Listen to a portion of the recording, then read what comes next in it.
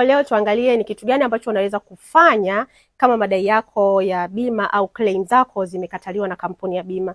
Step 1 ni kuwasiliana na kampuni ya bima. Hakikisha unapata information zilizojitosheleza za kwa nini madai yako yamekataliwa.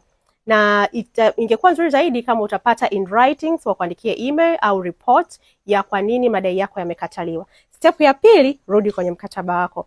Nenda kasome kwenye mkataba wako vigezo na masharti na hakikisha kwamba vile vigezo na masharti haujakiuka chochote. Ukigundua kwamba haujakiuka kigezo na masharti chochote na una haki, wewe unajiona una haki ya kulipwa, hatua ya tatu ni kwenda katika mamlaka ya bima ambayo ni TIRA, kwenda kutafuta solution. Wanaweza kukusaidia ni jinsi gani wakapata suluhu kati yako wewe na kampuni ya bima ili uweze kulipwa madai yako, kwa sababu ni haki yako. Lakini ukiona step zote hizi tatu hazijazaa matunda, step ya 4 ni wewe kutafuta msaada wa kisheria kati yako wewe na kampuni ya bima ili uweze kulipwa madai yako.